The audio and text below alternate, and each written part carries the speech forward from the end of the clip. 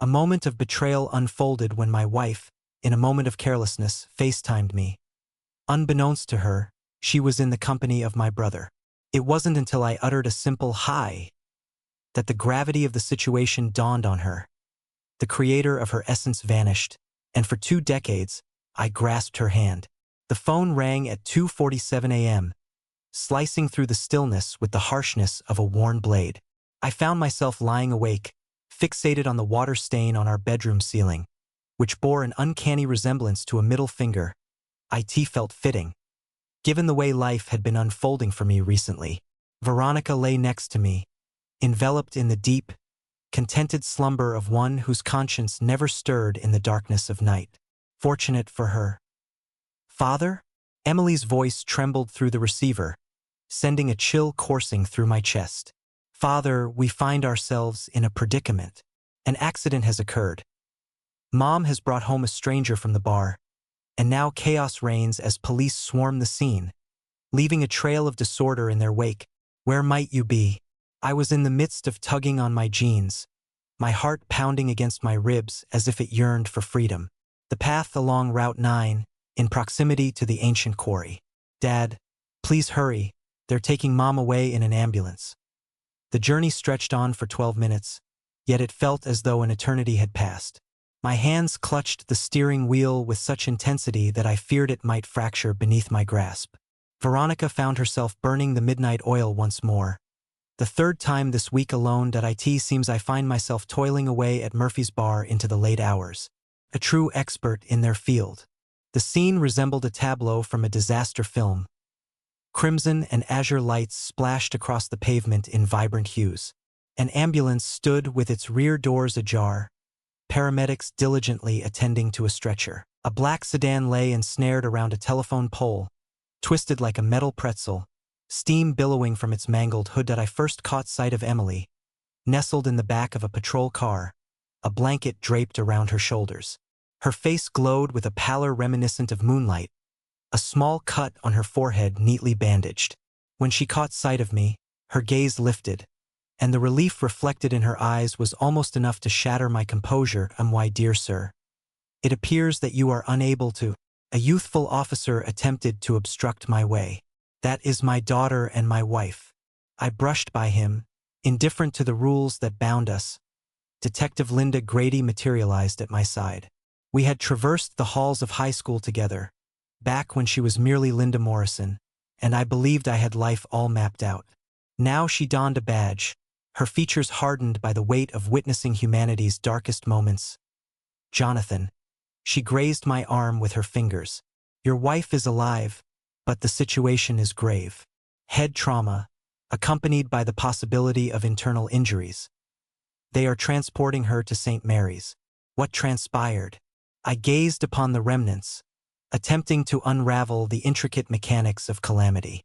As far as we can ascertain, she was behind the wheel accompanied by a male passenger in his mid-30s. Their vehicle collided with the pole at an estimated speed of 50 miles per hour. The back seat held your daughter. The seatbelt was her lifeline. That I approached Emily, my legs heavy and sluggish, as if they were composed of wet concrete. She enveloped me in her embrace, and the scent of intense sweat mingled with something else, something that churned my stomach. "Father," I made an effort to advise her against driving. She had indulged in a few drinks, and that man was all over her, his presence overwhelming, while she laughed and the words spilled forth in a hurried cascade. "Which gentleman are you referring to?" I cast a glance back at Linda. Where could he be? Linda's expression settled into a measured calm. "That he is currently in custody. Calvin Ames." Illegal substances were discovered tucked away in his Jonathanette, while a .38 revolver lay concealed in the glove compartment. Both actions are unlawful, given his history. What about his record? "Jonathan." Linda's voice fell to a whisper. "Prepare yourself for what I'm about to share." Yet, I found myself moving toward the ambulance, where they were carefully placing Veronica onto a stretcher. Her visage bore the marks of violence, a tapestry of bruises and shadowy lines.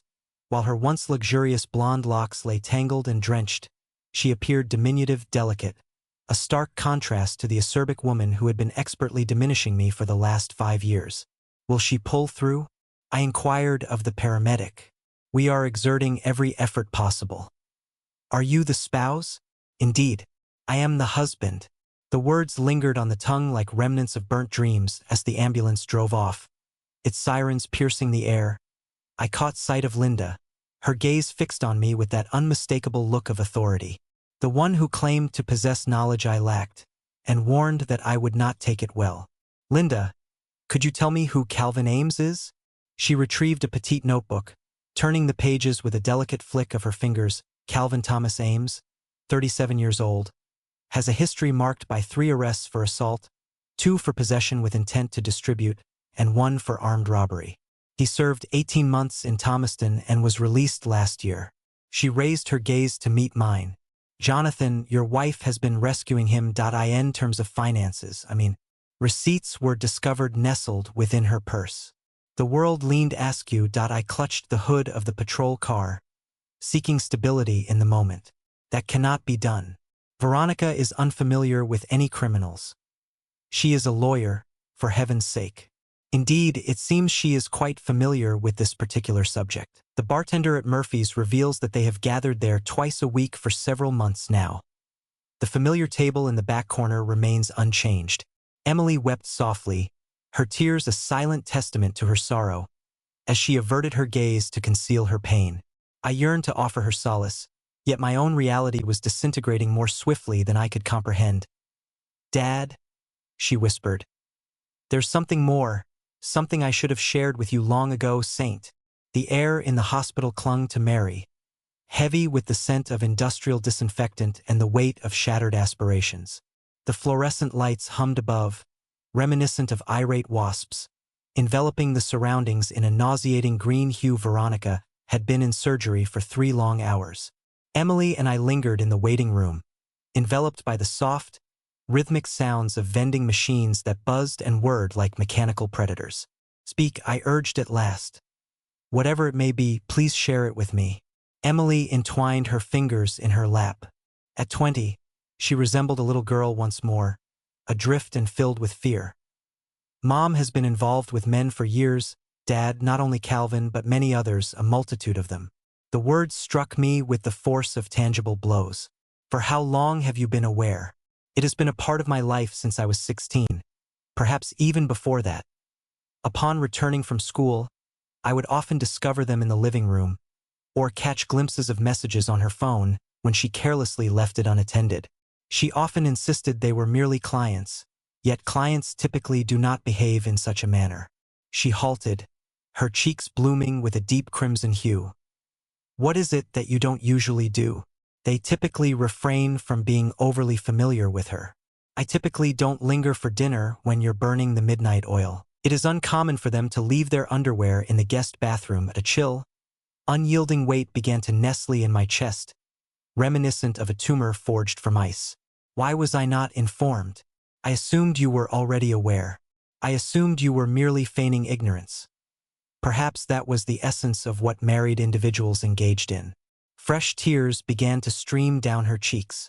As I grew older, it dawned on me that you truly were unaware. That I found myself at a loss for words, unsure of how to convey my thoughts without unraveling the very fabric of what we had built.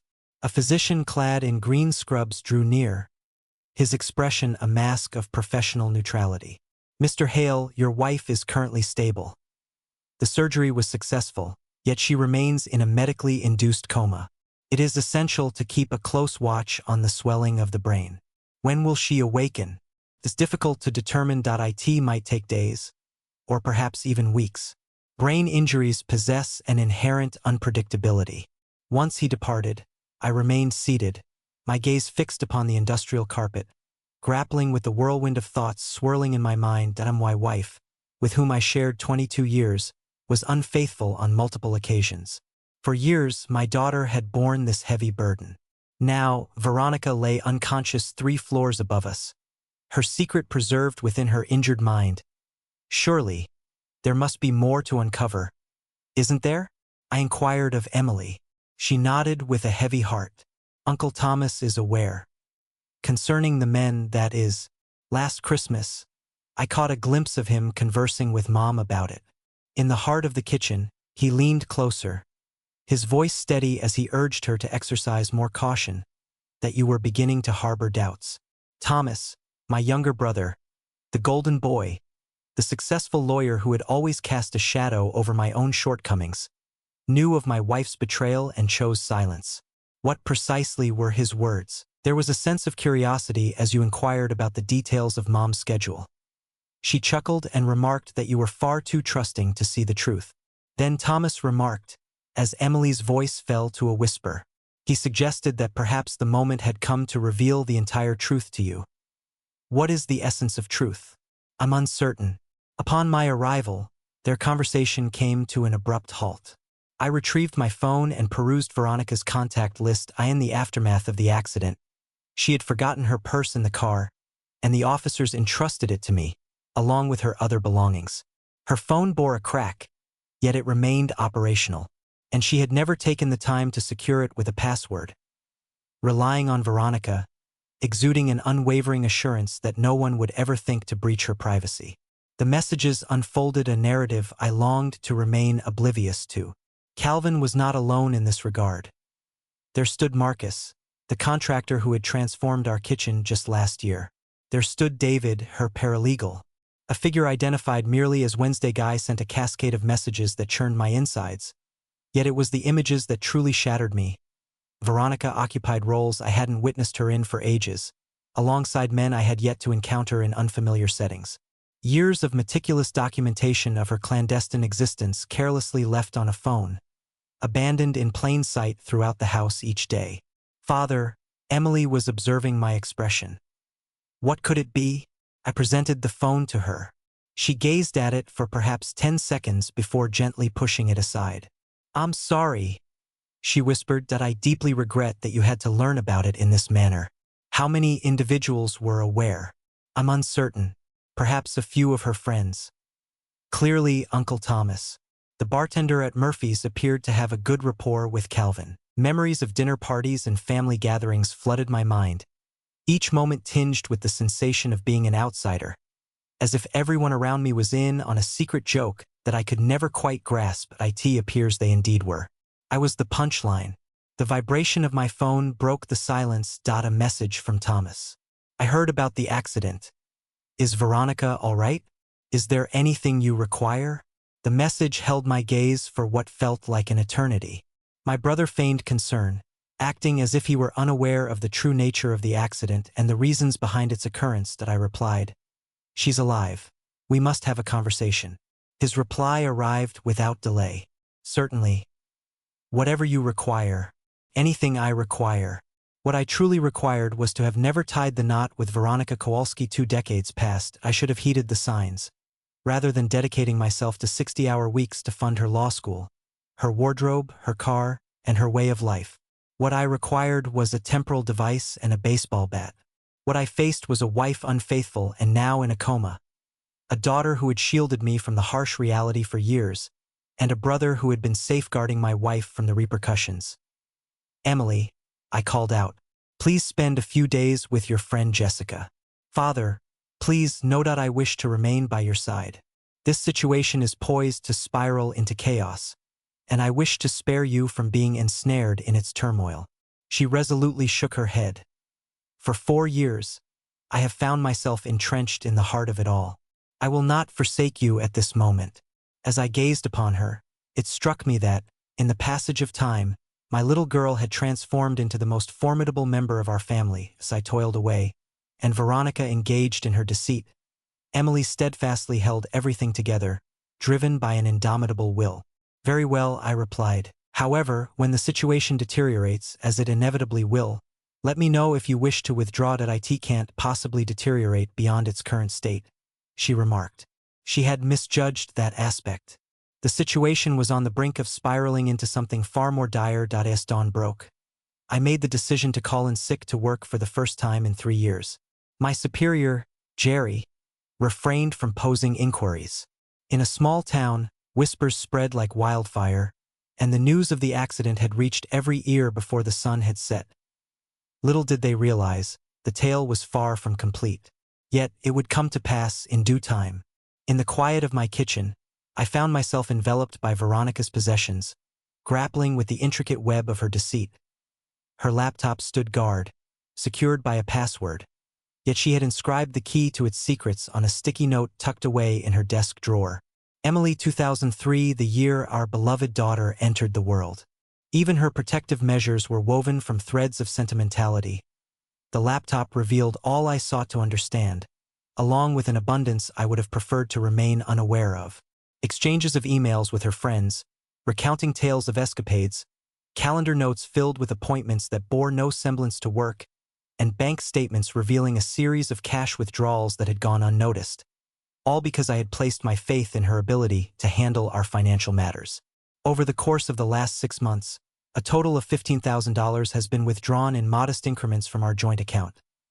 The money I had diligently earned through countless hours of overtime, the very funds I had envisioned contributing to Emily's college fund, or alleviating Veronica's student loans, or securing our retirement.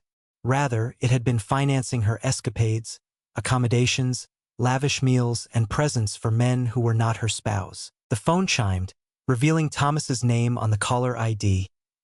Jonathan, my heart goes out to you regarding Veronica. What is her current state? She lies in a coma, a state you likely already anticipated. There was only silence on the other end. Then, could you clarify what you mean? You were aware of her infidelity, Thomas. Emily recounted the conversation from Christmas. Increased quietude. I could almost sense the gears turning in his mind as he weighed his reply. Jonathan, it seems you are feeling a mix of frustration and uncertainty. Perhaps a face-to-face conversation would be more beneficial. Indeed, that seems like a prudent course of action. Would you consider coming over here at this very moment? I am unable to do that. I will be occupied in court throughout the day, yet perhaps this evening I may find some time. Thomas, I need you to come over here immediately, or I will have no choice but to make some rather public phone calls regarding what I discovered on Veronica's laptop. 20 minutes later, my brother occupied my kitchen table, his appearance suggesting he had aged 5 years in the span of a single night. Thomas had perpetually occupied the role of the charming one, the accomplished one, the subject of our parents' proud anecdotes at family gatherings. At that moment, he appeared weary and burdened by remorse. For how long have you been aware? I inquired directly, without any introduction. Jonathan, now is not the moment for this. What is the duration? He pressed his palms against his face, as if trying to erase the weight of the world from his features. Several years have passed, perhaps 3, and yet you remained silent. What was I meant to express? Hey, Jonathan, is your wife being unfaithful? You appeared to be in high spirits. You never inquired about her plans, her companions, or the places where her money was flowing. It was born from my trust in her, because I was a fool who believed his wife was genuinely working late and that his brother truly cared for him. Thomas reclined in his chair, and for the first time, I caught a glimpse of what appeared to be anger flickering across his features. Do you truly seek the truth, Jonathan? The genuine reality? For years, she was met with your silence. You toiled relentlessly. She was never taken anywhere by you. She never received anything nice from you. What were your expectations for the outcome? I toiled to fund her journey through law school. I toiled to provide for this house, her car, Emily's private education, and all the other desires she had. I toiled diligently so that she might attain the life she claimed to desire. Yet, you failed to offer her the attention she deserved. She didn't feel desired by you. Am I to blame for her entanglements with half the county? Thomas rose to his feet, moving thoughtfully toward the window. It isn't a matter of blame, Jonathan. It concerns the essence of existence. Veronica is a strikingly beautiful and remarkably intelligent woman. Her desires are evident. Cease. I raised my hand. Cease your words before I take an action we may both come to lament. Yet Thomas pressed on, and it dawned on me that he was not merely standing up for Veronica. He was standing his ground. She endeavored to find a way to make it flourish with you. Indeed, she truly did. Yet you were absent both in spirit and in presence. You regarded her as a mere housemate, rather than a partner for life. What makes you think you understand how I treated her?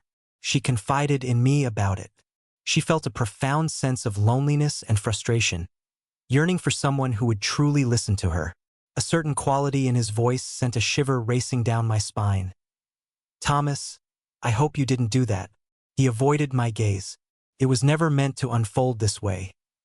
The words struck me with the force of a tangible impact. I sprang to my feet with such urgency that my chair toppled over behind me.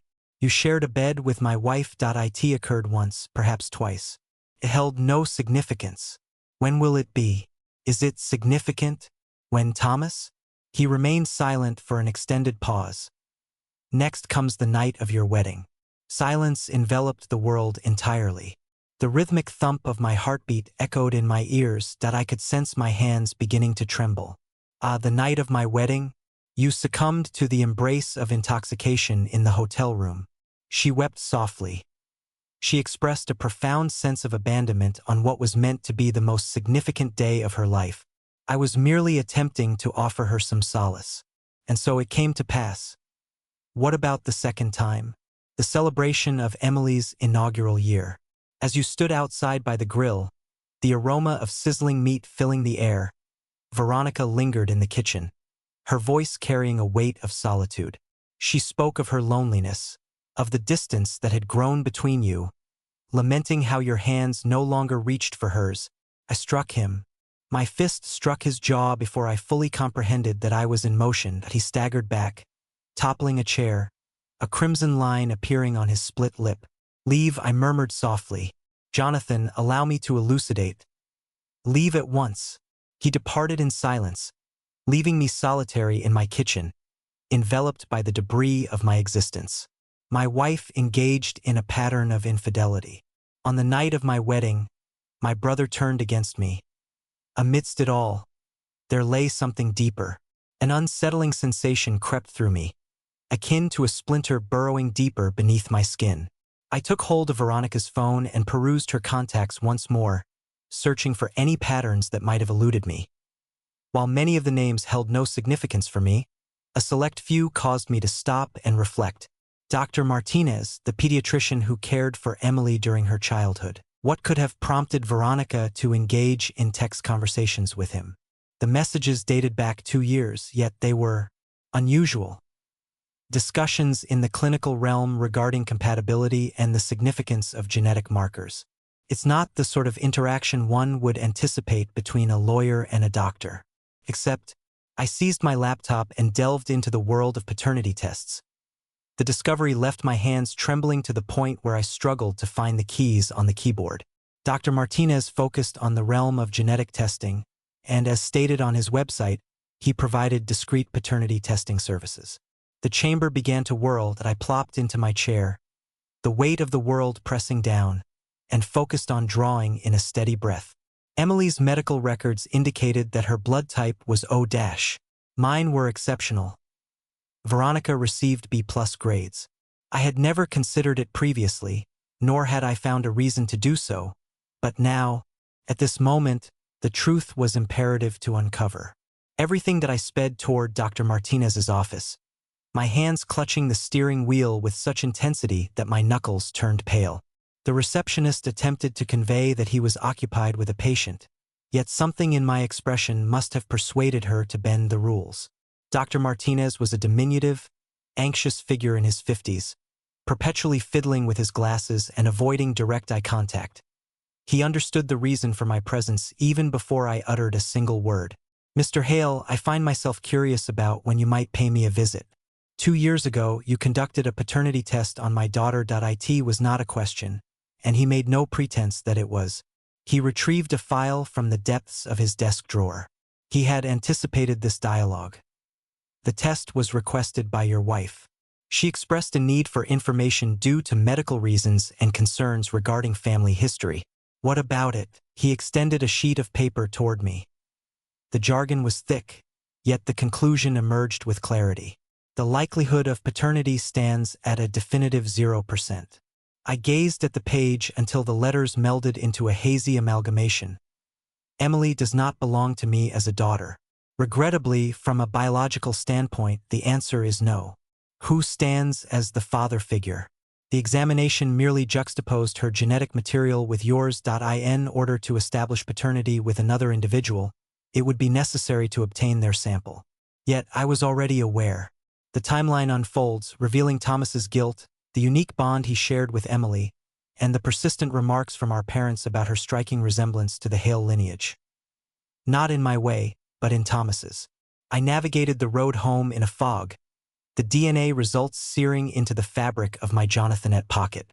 Emily found herself at school, her return home still hours away. The house resembled a mausoleum, steeped in 22 years of deceit and fabricated recollections. I reached out to my attorney. Eddie Palumbo, having faced disbarment in Massachusetts due to ethical breaches, sought a fresh beginning in the serene landscapes of Maine. He may not have been the most esteemed attorney in the area, yet his intelligence and ruthlessness were undeniable, and he had a debt to me from the time I assisted him in repairing his furnace last winter. Jonathan, how is Veronica faring? I learned of the accident. Eddie, I must end my marriage, and I intend to ensure that my wife faces significant financial and professional repercussions along the way. What is the speed at which you can bring that to fruition? Stillness lingered on the other end. So, Jesus, Jonathan, what transpired? I revealed it all to him. The entanglements, the finances, Calvin Ames, Thomas's treachery, the paternity examination. As I reached the end of my task, I noticed Eddie softly whistling a tune beneath his breath. This is a nuclear bomb, Jonathan. Are you absolutely certain you wish to set it off? I am certain. First, we must freeze all joint accounts. Subsequently, we initiate divorce proceedings citing adultery as the basis, accompanied by a plea for the immediate cessation of spousal support. The connection to Ames provides us with a solid basis to contend that she poses a flight risk and threatens the integrity of marital assets. What is the situation with Emily? By law, you are recognized as her father, irrespective of biological ties. For 2 decades, you have been her steadfast pillar of support. Unless she expresses a different desire, custody should not pose a problem. And what of Thomas? Eddie's voice became frigid. What is the situation with Thomas? I desire for him to experience pain as well. Jonathan, I understand. However, Thomas is not your partner. Unfortunately, there is no legal recourse for your brother's less than stellar behavior. Then I shall seek an alternative solution. Once the call ended, I found myself in the living room, gazing at family photos that had transformed into mere artifacts of deception. Emily's high school graduation, cherished family vacations by the sea, and the magic of Christmas mornings. Everything constructed upon falsehoods. Yet, as I gazed upon Emily's face in those photographs, an unexpected realization dawned on me. My affection for her remained unwavering. In every significant sense, she remained my daughter. The essence remained untouched by the passage of time, preserving the cherished bedtime tales, the scars from childhood adventures, and the pride felt during school performances. What it transformed was my connection with everyone around me. The vibration of my phone broke the silence. Words penned by Thomas. It's time for a conversation. There are matters that elude your comprehension. I replied with a message. I grasped the essentials. Keep your distance from me and from Emily. Jonathan. She is. I switched off my phone. No matter what words were on the verge of escaping his lips, I had no desire to listen. Not at this moment. My initial priority was to attend to my work obligations. The remainder of the afternoon was devoted to a meticulous examination of Veronica's possessions, searching for any item that could prove to be of value. In my search, I stumbled upon a key to a safety deposit box, cleverly concealed within her jewelry box, accompanied by a bank statement from an account that was entirely unfamiliar to me. 3 years prior, an account was established with an initial deposit of $50,000. From that point onward, there were consistent transactions, both deposits and withdrawals, each conducted in cash. The existing balance exceeded $200,000. Funds she had concealed from me. Funds that ought to have been included in our shared marital estate.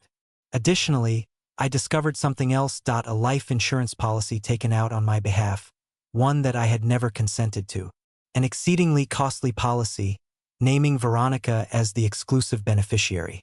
My hands began to tremble once more. 6 months prior, The policy was established, coinciding with the moment Veronica began urging me to embark on more adventurous excursions, exploring the untamed wilderness, experiencing the great outdoors in areas devoid of cell service. Actions that felt entirely foreign to our usual selves. I believed she was making an effort to bridge the gap between us. It appears she may have been plotting my demise as Emily stepped through the door after school. I found myself at the kitchen table, surrounded by a chaotic array of evidence, each piece resembling a fragment of a maddening jigsaw puzzle. Father, what is all of this? I gazed at my daughter, not by blood, but in every sense that truly mattered, and wrestled with how to convey that her whole existence had been built on a foundation of deception.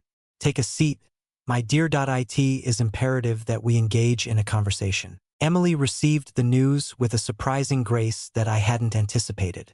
She remained silent as I detailed the paternity test, spoke of Thomas, and revealed the concealed funds along with the insurance policy. Upon my completion, she remained silent for an extended pause. Thus, Uncle Thomas is my biological father. Indeed. For years, Mom has been taking from us without our knowledge. Indeed. Perhaps she had intentions of bringing your story to a close. It is indeed possible. Emily nodded, her mind sifting through the weight of it all. Then she gazed up at me, her eyes reflecting a wisdom far beyond her mere 20 years. You remain my father. I am aware. Yet, you remain my daughter. What shall we embark upon? Just as I was about to respond, my phone chimed in with a call. The medical facility. Veronica found herself wide awake as we journeyed to St. Mary's. A profound silence enveloped us, each of us adrift in our own contemplations. As I approached my wife, uncertainty loomed over me, a heavy weight in my chest. I was acutely aware that the words I was about to utter would not bring joy. Veronica lay in her hospital bed, a delicate figure swathed in bandages, her frail form accentuated by the four that snaked into her arm. Upon seeing us, her expression brightened with an unmistakable sense of relief. Jonathan, Emily, I'm so relieved to see you both. Fear gripped me tightly. Stop pretending, Veronica. I retrieved the DNA results from my pocket and let them fall onto her bedside table. It is imperative that we engage in a conversation. Her complexion drained of color as she gazed at the documents. Jonathan, allow me to elucidate. 2 decades. Veronica. 2 decades steeped in deception. Emily retreated to the far side of the room, creating a distance yet remaining within earshot of our conversation. Her presence filled me with gratitude in a sea of deceit. She stood as the solitary beacon of honesty within my family. It's not what you think, Veronica said, her voice barely above a whisper. It aligns perfectly with my thoughts. For years, you've been unfaithful to me. You have been pilfering funds from our shared accounts. You procured a life insurance policy on my behalf without my consent. And Emily is not my daughter. She is your beloved daughter. Biology holds no significance. Indeed, you are correct. Biology holds no significance. Emily will forever hold the title of my daughter. But what about you? Your task is complete. I retrieved the divorce papers that Eddie had meticulously prepared and placed them on her bedside table, right beside the DNA results. So, you're choosing to divorce me now, while I'm here in the hospital. I am ending our marriage because you have deceived me, betrayed my trust, and treated me like a fool for the past 20 years. The mask Veronica wore finally shattered. The tender, fragile figure vanished, giving way to the icy, shrewd woman I was beginning to understand had always existed beneath the surface. You believe you possess superior intelligence. Jonathan, do you believe you've unraveled the entire mystery? You are unaware of the truth. I am familiar with Calvin Ames. I am aware of the other men. I am aware of the funds you have been concealing. I am familiar with Thomas. Did Thomas share that with you? Thomas shared sufficient information with me. I managed to unravel the rest on my own. She laughed, a harsh echo that belied the wounds she bore. Unfortunate Jonathan. Perpetually in the dark, even after all this time.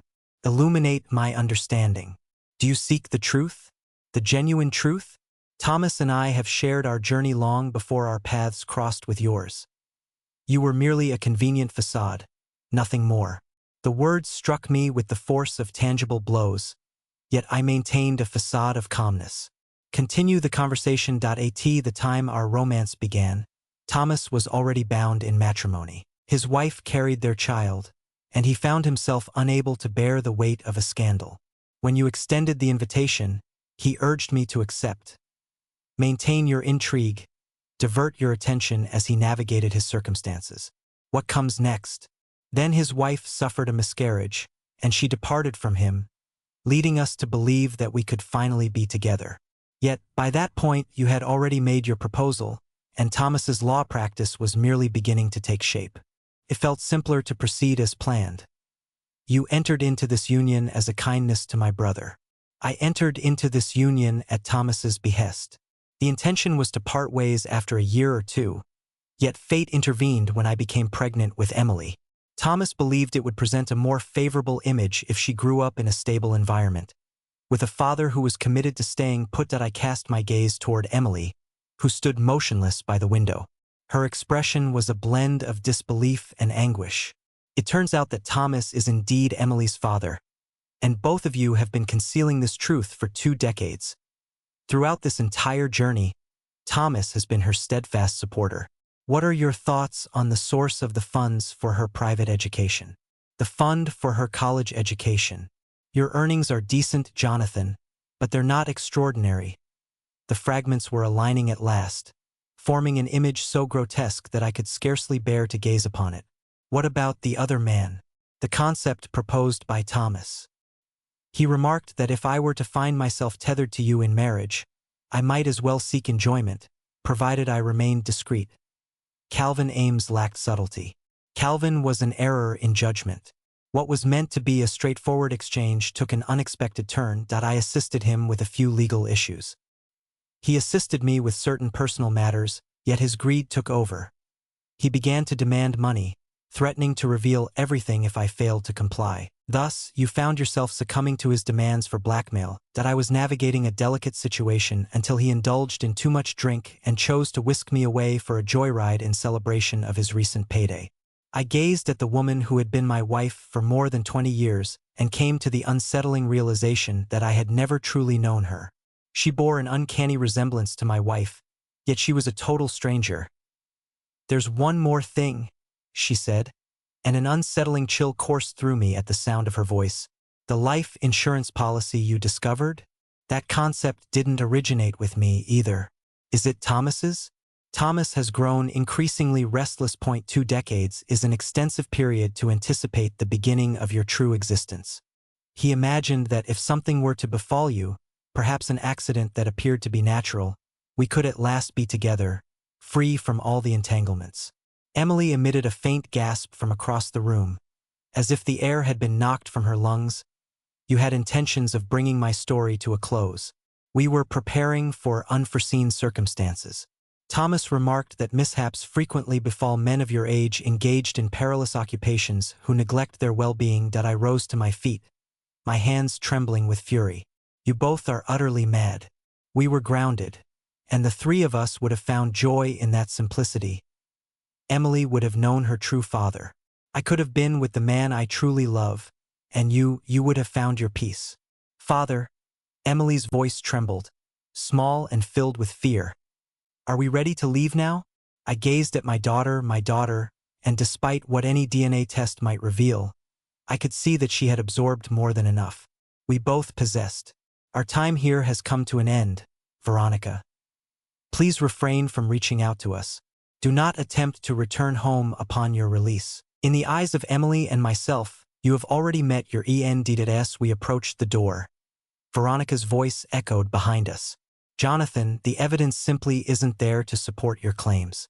It's merely the musings of a woman grappling with the aftermath of a head injury. They won't take your word for it.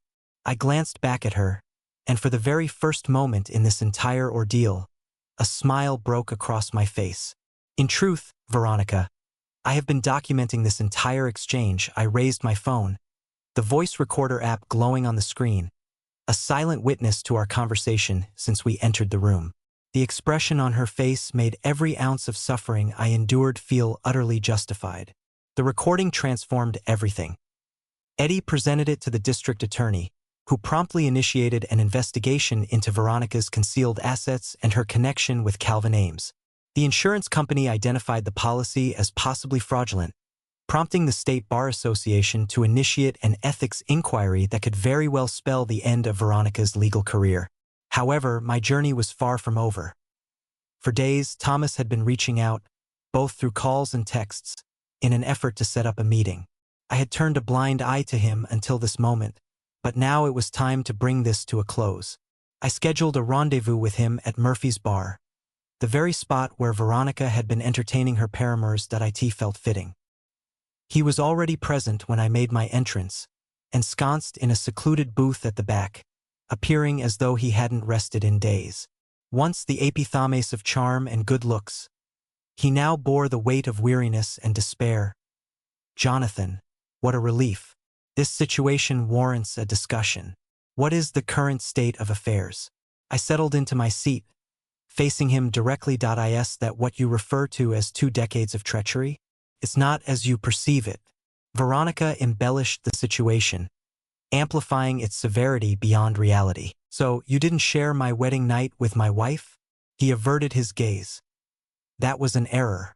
We were both intoxicated, and you allowed me to raise our daughter for 2 decades without revealing the truth about her paternity? I felt compelled to share this with you. I attempted to convey this to you on several occasions, yet Veronica insisted it would devastate you, and Emily seemed content. Did you truly intend to have me eliminated for the sake of the insurance payout? What is this? It was entirely Veronica's concept. I expressed to her how utterly absurd it was, that we simply couldn't proceed, yet you chose to go along with it. The policy has been taken out by you. Thomas's expression twisted in dismay. I found myself lacking strength. I have felt weak throughout this entire period.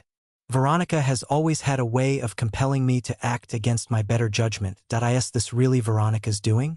Not completely, but Jonathan, you must realize that my feelings for her have been deep-rooted since our college days, long before you crossed paths with her. Your entry into her life felt like a storm that almost swept me away.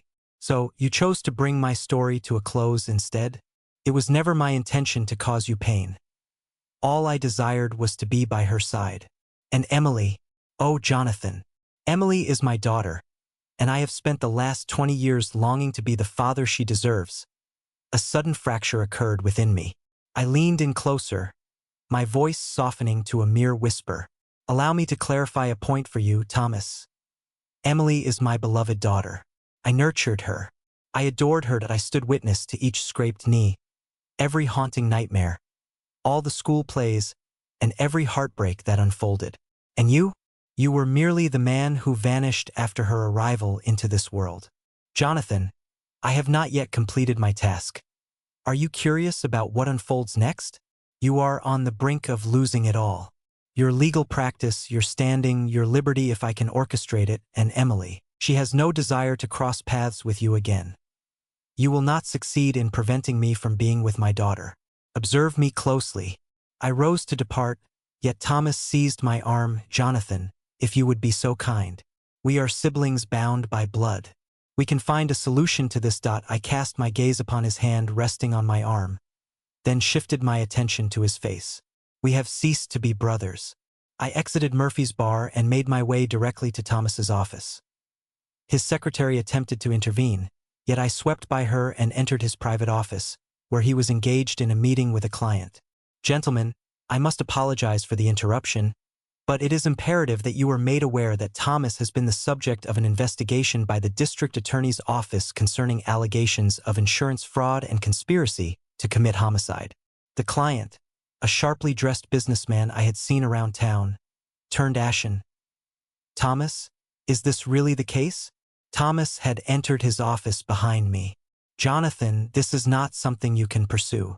Indeed, I am capable of that. I possess recordings of his wife revealing their scheme to eliminate me for the sake of the insurance payout. The local newspaper would undoubtedly find the story quite compelling. I exited Thomas's office, the client trailing behind me, while his secretary watched us with a look of disbelief as the sun dipped below the horizon. Whispers would ripple through the town, revealing that Thomas Hale was entangled in something dark, Yet my story was far from over. I made my way to the town newspaper's offices, where I engaged in an extensive dialogue with the editor, a woman named Carol, who shared high school memories with both Thomas and me. I provided her with the recordings, the DNA test results, the bank statements, and the insurance policy documents. "This is going to ruin them both," she remarked after absorbing all the details. "Indeed, that encapsulates the concept perfectly. What is the situation with Emily? This will be challenging for her as well. Emily possesses a strength that surpasses the combined might of both of them. She will be all right." 2 days later, the story graced the front page. A local attorney and his sibling devise a scheme for insurance fraud. Possessed all that one could desire: infidelity, treachery, concealed wealth, and a plot of murder. A tale that lingers in the hearts of small towns forever. Veronica found herself in handcuffs while lying in her hospital bed, facing serious charges of insurance fraud and conspiracy. Thomas found himself in handcuffs at his office, the eyes of 3 clients and his entire staff upon him.